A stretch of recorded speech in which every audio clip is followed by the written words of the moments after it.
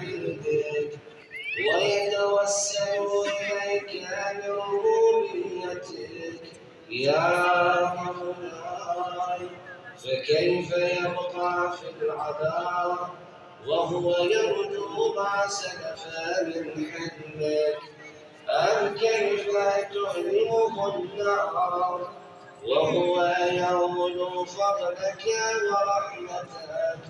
أم كيف يحرقه نهيبها وأنت تسمع صوتا وترى مكانا؟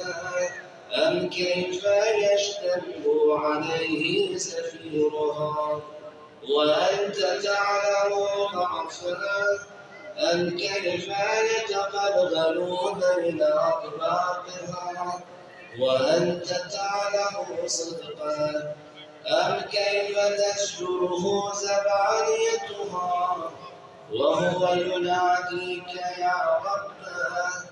أم كيف يرجو فضلك في عتبه منها فتتركه فيها؟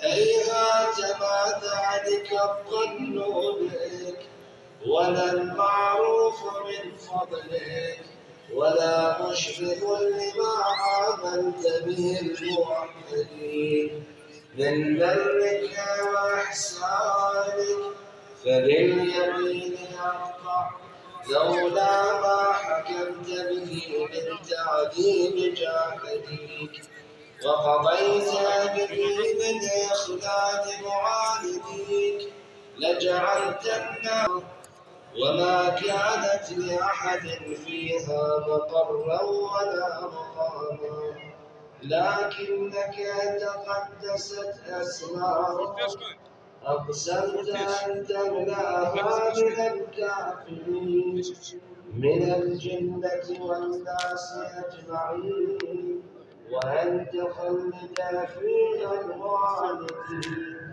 وأنت جل ثناؤك قلت مبتدئا